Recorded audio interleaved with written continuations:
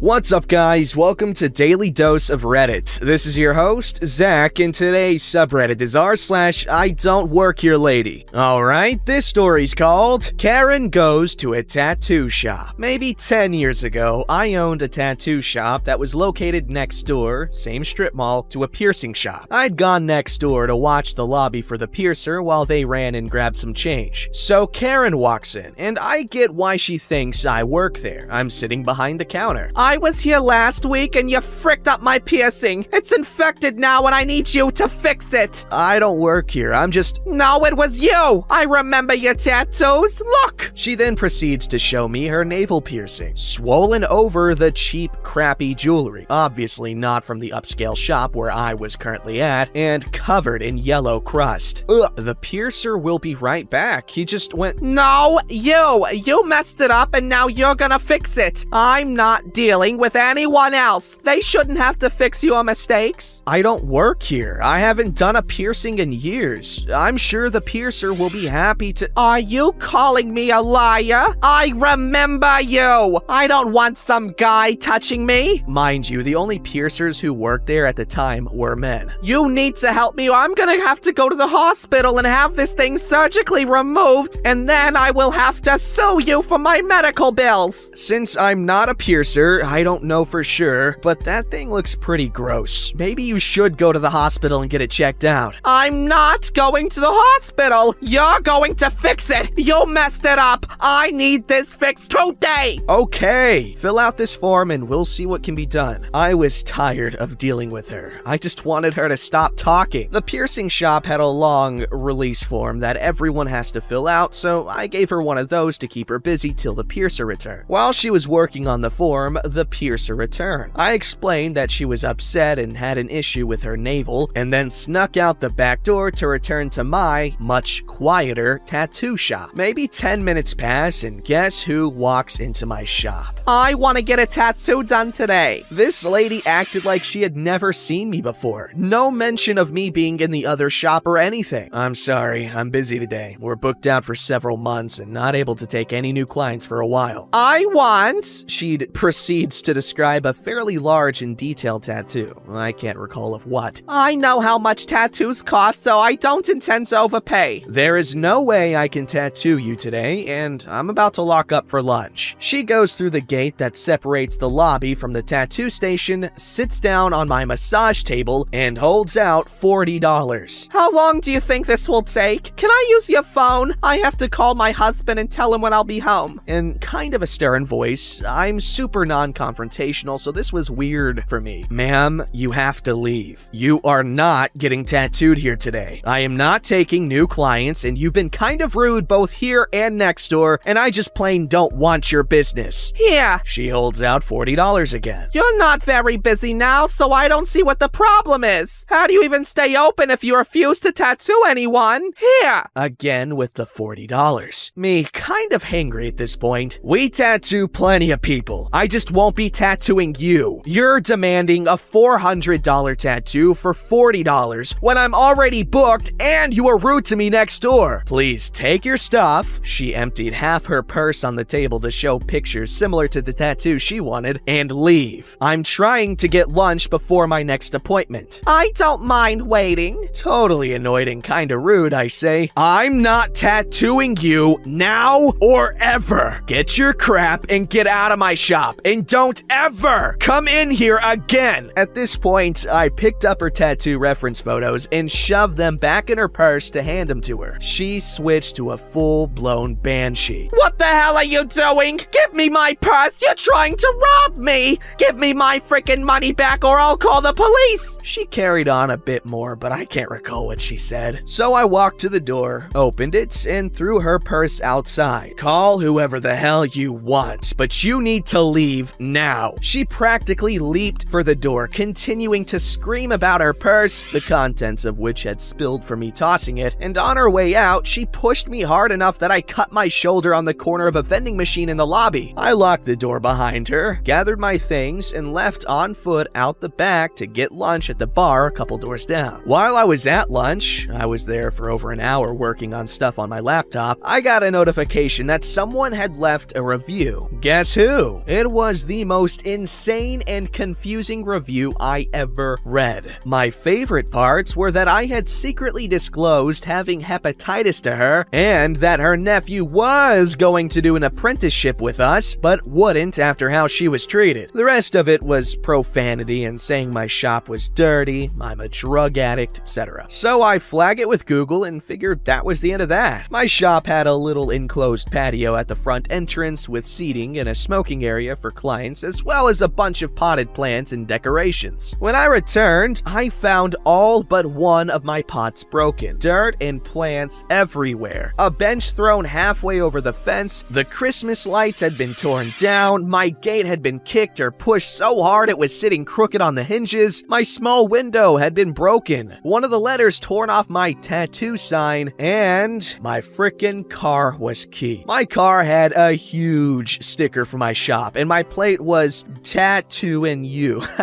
So it was obvious who to target. Not a little bit keyed either. This bimbo went frickin' crazy while keying my car. There was so much damage, I couldn't believe she'd been able to do it in the hour or so I'd been gone. I was super bummed. No one had seen it happening because the strip mall door / parking lot configuration was kinda weird. So I started crying. I was so bummed about my shop and the car and all of it. I'm really low key and get stressed easy, and this was too much. I then called the police, canceled my next appointment, and went next door to visit while I waited for the cops. I found out that the lady had been crazy rude to the piercer as well, and that he wound up kicking her out as well. She wanted him to replace the crap jewelry she'd gotten it pierced with at another shop with a $150 barbell for free, and became irate when he refused. So irate that he pushed all the flyers from their flyer table onto the ground as she left while cussing him out. So the cops showed up and took a report. It takes me a while to fill everything out, and he took a photo of the cut I got from being pushed, and we showed him the video of her trashing the place. It didn't catch all of it, but enough. The cop was telling me that the report was pretty much just for insurance because we don't know who she is or how to find her, when I remembered the release form. Part of their release form process was to take a photocopy of client ID cards on the form. They have a laminated form you just copy with the ID, so it's all on one page. So that's what I done when I was trying to shut her up. We dug the release form out of the trash, and the cops then had her full name, recent address, which she'd written in because it was different than on her ID card, phone number, etc. She lived not even a half mile from the shop. So the cops drove to her house and arrested her. She got in trouble for all of it. By the time it was over, she had to serve several months in jail, and I assume a long time on probation, and I bet she had to attend classes. Just a guess. I don't know. I got a notification several months later letting me know she'd gotten out of jail, and I remember thinking, damn, she was in there a while. The following day, her husband called me to find out what the damages were so he could cover the costs. By the time I added it up, it was close to $5,000. I was kind of a jerk, and I taxed the hell out of them and quoted him as though I paid people top dollar to fix all the stuff I actually fixed myself, like replace and set up the plants, the fence, etc. He brought an envelope of cash in the day after I told him the cost, or it may have been that evening. It was weird. He was a nice, acting, seemingly normal guy. He apologized and said she has a temper. This means this Karen could have afforded the jewelry she was trying to get for free and the tattoo she was trying to get for cheap. I assume anyway. Seems like he just had the money lying around since he came up with it so fast. But don't worry, none of this stopped Karen. After she got out of jail for about a year, my shop would get these random super weird reviews from random Gmail accounts that had no other reviews. I have no proof it was her, but we never got bad reviews till this happened, and they were all written in the same way. They all just sounded like the same person wrote them. Some of my favorite highlights from the reviews: that I am a prostitute and operate that business out of the shop, that we reuse needles, that we misspelt a tattoo, that I sell drugs from the shop, that you can find nudes of me online, that we tattooed a minor without a parent, that we allow/had dogs in the shop, that we got shut down by the health department, and that I hire illegal immigrants. There was plenty of other stuff, and it was all pretty far out. That's just all I can remember. This lady lady would write paragraphs of weird crap every time, just rambling lunacy. I was in business for over 15 years. That was the only Karen I ever remember having to deal with. I'm sure there were a few other rude customers, but nothing like that. I wonder if she ever realized that she provided us with the information that made it super easy to track her down right after. Edit. Does anyone else ever feel kinda bad for Karens? Like, it must be kind of hard to live a life where you're always tripping out.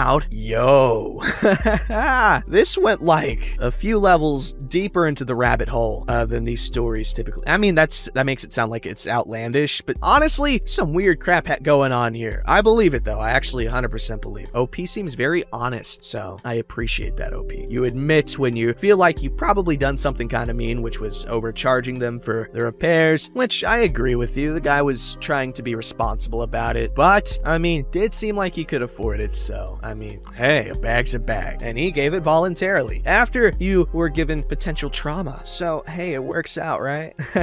No, you should never take more than you're owed. I'm just saying that out loud so people don't think I'm advocating for ripping people off, because that happens. That happens as soon as you bring up a counterpoint, even if I don't agree with said counterpoint, and even if I say explicitly that I don't agree with that, there's always someone that's like, I don't know, like someone's intentionally just not paying attention to what I'm saying, or they could just be meanies who deliberately twist words. Either way, it's not very nice. In fact, I'm inclined to believe that it's very not nice, as opposed to not very nice. Alright, this story's called Yelled At for Not Speaking Spanish by a Karen. A few years ago, I lived in Brazil to study and was taking a weekend trip to a national park on the border with Argentina. I ended up going to the Argentinian side and was just playing tourist. Important background: I speak primarily English, okay Portuguese, and absolutely no Spanish. I can barely string a sentence in Spanish together without just throwing in Portuguese and hoping it works out. The other thing to note is that I'm American. I'm ethnically Portuguese and Polish with nearly black hair and tan very quickly, so I often get mistaken for Brazilian. I'm sorry, this is a little side note, but did you guys hear that story about how someone told George Bush, HW, that like, I think it was like 8 Brazilian people died, and he was like, how much is a Brazilian?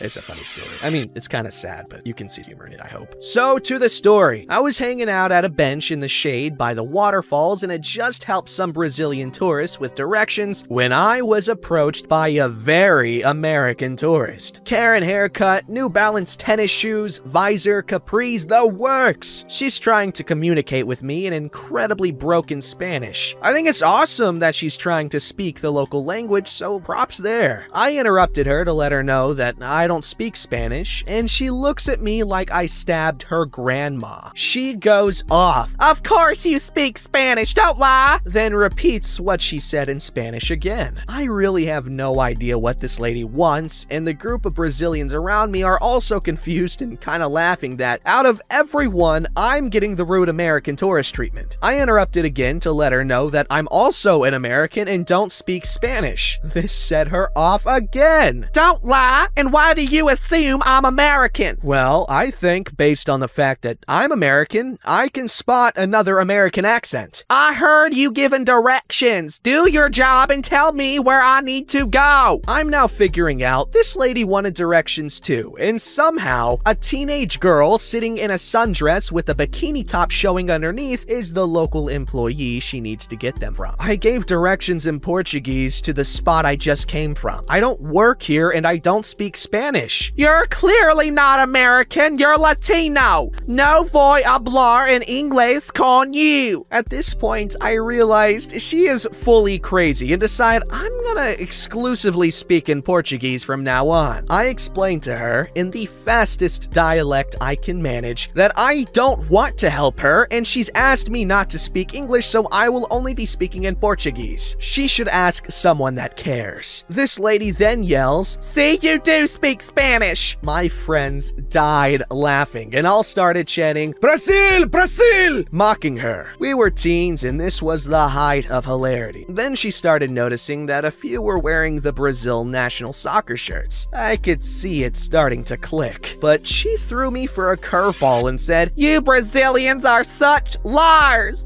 Shame on you for pretending to be from here and claiming to be American. I had to get up and walk away. I still feel the eternal facepalm I experienced that day. First of all, what a freaking champ being that just knowledgeable about anything.